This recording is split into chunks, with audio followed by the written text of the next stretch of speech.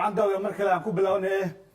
guddi hoosaadka loo xilsaaray dhismaha maktabadda qaranka Soomaaliya oo dhismaheedu socdo ayaa waxa maanta ay kuna qaateen gudoomiyaha maktabadda qaranka Soomaaliyeed oo xaruntiisa maanta ku boqdeen guddigan ayaa isxilqaan qaran ku dhisaya iyaga iyo shacabka Soomaaliyeed xarunta maktabadda qaranka Soomaaliya هذا واحد استوديو هلا فدي قدوميها مكتبة قرن كسوماليد محمد أحمد شيل واستوديو هلا فدي قدومي سوري وحنا قبل أنا ورئيسكان أنا وقتك عن سبق لنا وقتنا عن سهور دونين وحنا كوديو سؤال شهور كان كذا مكتبة قرن كسوماليا محيو تاجنتها. بسم الله الرحمن الرحيم عبد الناصر هذا يتيم كذا يو كيف يجستين بعدي هذا ما سنتين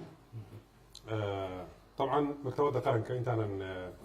أنا كهذا الدور كيو تاجنتها هاي وحيرش على لها إن كهذا هذا شيء صمرت مكتبة قرنك مكتبة قرنك وحلس كوستي دولة نمدي الصومالية دولة الصومالية ما كدرتي كوسجان بقولي لحدكي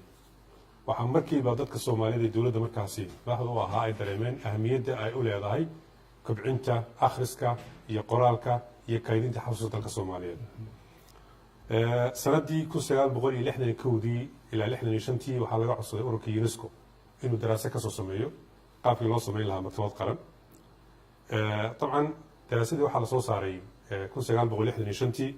اسمه مركب الدول دول كواحد بالوضع يدو كجواب السباهد إن لا أساسه مكتبة قرن مكتبة لا أساسه مكتبة قرن كميتشير ما حنا لو أساسه مكتبة دي جامعته اللي اسمه كل دي وحبر شدة لا فوره كل سجال بقول تواتني كوجي هل كامل كلمة رسالة هذا وحلا بلام إلا أساسه مكتبة دي قرن وحالا بلا مركز دولتي وزارتي هداية تعليم السريع كل سنة بقول باطني أفرتي لا تواتني يوم متقنا كودي لا تواتني أفرتي بجد كي دولته شنت سنة إلا وضرب سيلو أساس لها مكتوبة قرنك إسلام كان شرعي جد أصاب حي كودي جانوري كل سنة بقول تواتني تطبدي مركز وحالا بلا مركز إن الأساسه مكتوبة قرنك يضل هو أساسي اسمه يركضن بيا تياتر قداش تكويلا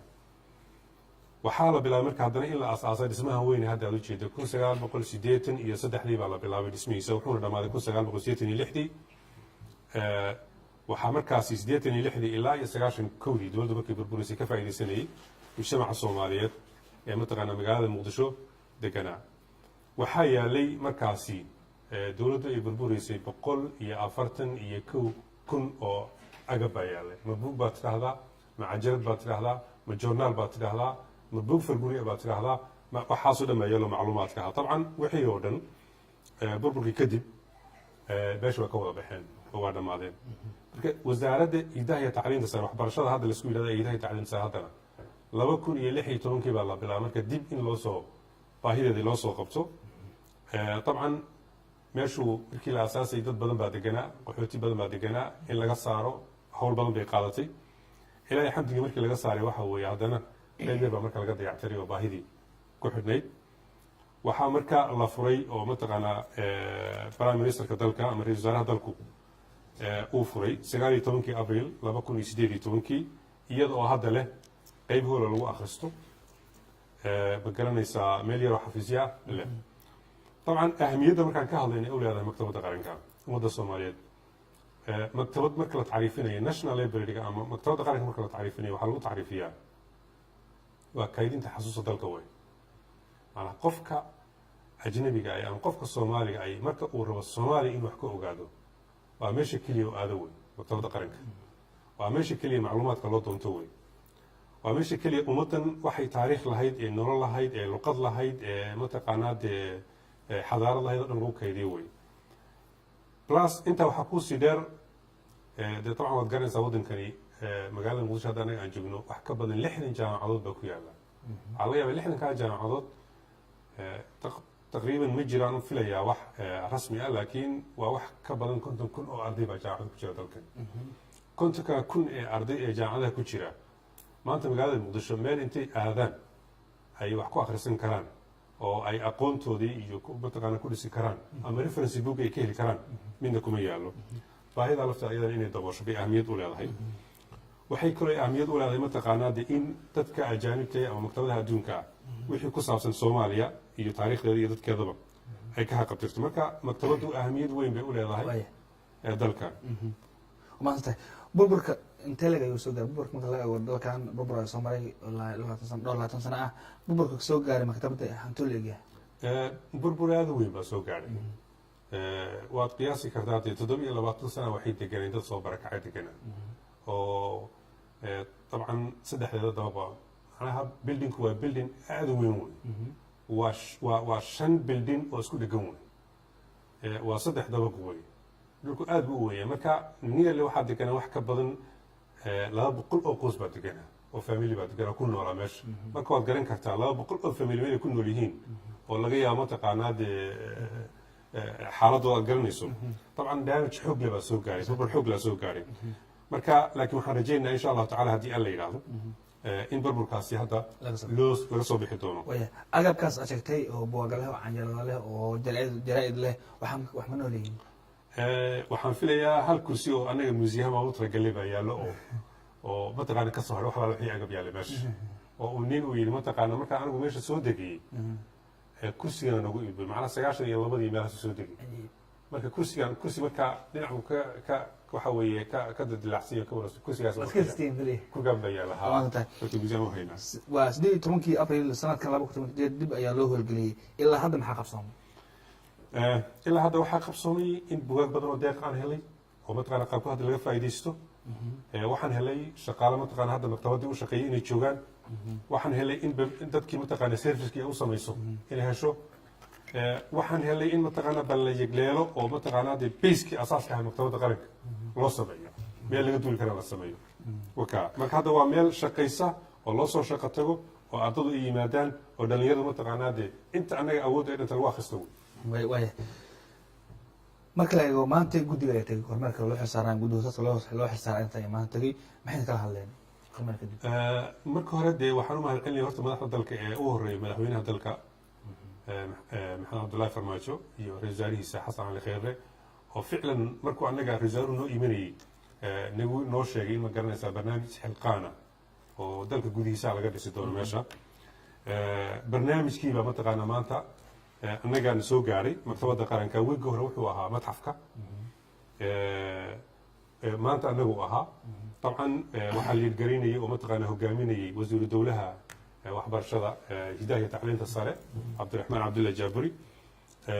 wasaaradda howlaha guud oo wasiirkeedu matalayay waxaana la joogay duqa magaalada muqdisho oo mataqaanaada iyo tiimkiisoo dhan baa inoo yimid marka sidii mataqaanaa barnaamijkii loo fulin lahaa baa maanta laga wada hadlayay waxaana ka dhalatay in loo sameeyo guddi technical ah oo hawshaasi mataqaana isxilqaan u istaagto iyadaana rajaynaya insha allahu tacaala inay dhismaha u istaagto berri waa jimcaan u malaynayaa sabtida insha allahu tacala inaan soo nimaadno kadibna waxaan rajaynayaa wiilka soo socda in dib u dhiskii maktabadda qaranka la dhagax dhigay ayaan rajaynaya insha allahu tacaala hawshan u bilowda haddana already wax laa wixii agab ahay loogu talagay qayb badan agabka hadda way soo gaadhayo waa la keenay maanta qaab baa la keenay wiilka soo socda qayb baan sugaynaa ganacsada Soomaaliyeed baan qaybta ugu muhiimsan ka qaadanayo keenay qorshaha isxilqaan ma ku leeyahay mid ku najaxaya maktabadda qaranka aad iyo aad baan yani maktabadda qaranka ma ahee meesha sidaas la socoto horta waxaa la yidhaahdaa culture city baa areadan aan maktabadda ay ku taalo maktabadda markaad aragto waxaa ka soo horjeeda museumkii waxaa ku dhigan tiyaatarkii waxaa ku dhigan ma garanaysaa tiyaatarka waxaa ku dhigan golihii ma garanaysaa la oran jiray exfiore fanaaniintu ay deganaayeen abwaanadu ay deganaayeen waxaa kusii dhigan akademiyadda marka areadani waxaa la yidhahdaa culture city baa yaa la yidhahdaaba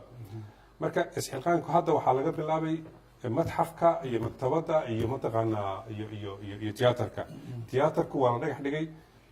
kana mataqaanaa dee waxaan rajaynaya insha allah in la dhex dhigo marka aad iyo aad baan ugu kalsoonahay in ummadda Soomaaliya intay isku tashato sanadkan soo socda insha allah la arkay in mataqaanaa maktabadii oo dhisano adeegeed gudanaysa saas sheegtay in ka badan 50 kun dhalinyaro ah oo gabdho wiil isku jira ayaa dalkan dhiganaya gaar ahaan muqdisho jaamacadda ku dhigta kuwa ka badan 60 jaamacadda muqdisho ku yaaleen weli ka gudoomiye ahaan arrintaas ma istaagto gudoomiyaasha jaamacadaha kale ama dhalinyaradaas jaamacadaha tirada badan leh ma kulamo la qaadata dib ka dhacsiinay muhiimadda uu leeyahay maktabadda qaranka ee leedahay dhalinyarada waa la qaadanay waxaa sharaf weyn oo ah 2 bilood ka hor inay noo yimaadeen ururka midowga ardayga barnaamijka isxilqaan intaa mataqaanaa hadda asiga laftiisa uu qayb ka ahaaba oo maalin dhan nadaafadda maktabadda qaranka aanay kala qayb qaadanayeen wiilkii ka dambeeyey waxaa noo yimi mataqaanaa ardayda jaamacadda ummadda oo ayagana sidoo kale aan uga sheekayn ahamiyadda u leedahay maktabadda qaranka maanta shirka aan u fadhinay waxaa nala fadhiyey midowda ardayda soomaaliyeed nin ka socda nala fadhiya guddiga nagula jira waxaa nagula jira guddida mataqaanaa ardada jaamacadda ummadda nin ka socda guddiga nagula jira waxaa guddiga nagula jira mataqaanaa madaxa midowda jaamacadaha dalka ayaa nagula jira doctor ibrahim baa nagula jira marka intaba way nagula jiraan waana ka faa'iidaysanaa wayna nala shaqeeyaan waana wada shaqeynaa xiriirkii dibadda ee maktabada lahayd dalalka dariska ama dalalka dibadda saaxiibka Soomaaliya weli ma xiriir dibadda ma samaysan waan sameynay maktabaddu xiriirka federationka library adduunka member bay ka tahay waxay member ka tahay mataqaanaa maktabadaha carabta laftooda xiriir bay leedahay xiriiro badan oo mataqaanaa kale oo magaranaysa ama British library waan la hadalnay ama Congress library inta waan la hadlay xiriir waan wada leedahay laakiin de markii la helo dhismo rasmi ah oo ummadii mataqaanaa wixii ay kugu deeqday aad dhigan karto ku akhrisan karto ayuu xiriirka tooskaas rasmi u bilaabi doonaa hadii alla yidhahdo rajada markaad fiiriso dhalinyaradii ganacsatadii dhismaha dowladda ee waddo isxilqaankan soconaya rajadaada maxay tahay rajadeeda aad bay u fiican tahay macnaha ummadii waxa weeye markay isku tashato ayay horumar gaadhaa dadka soomaaliyeedna waa dad aad iyo aad u wanaagsan wey macnaha waxaad garan kartaa mar kasta oo dadka soomaaliyeed ay arkaan in baahi ay jirto iyagaas garab istaaga burburkii laftiisa ee soomaaliya aad ujeeday iyagaas garab istaagay marka anigu aad iyo aad baan ugu kalsoonahay in la heli doono dadka soomaaliyeed gaar ahaan ganacsada soomaaliyeed iyo dadka diaasbarada ee soomaalida ee dibadda jira inay intaba ka qayb qaadan doonaan oo mataqaanaa ay mashruucan uu si rasmi u fuli doonay jadwal baan u samaynay waxaan rajeynaynaa juun 2019 in maktabadda qaranka la furo dadkii u ahaa mataqaanaa ruucdaasha ka ahaa meeshaan ay kasoo shaqeeyey ama maamul kasoo noqday ma raadisay oo raadadkooda ma heshay si xaruntan mataqaanaa dib howlgelinteeda u fududaato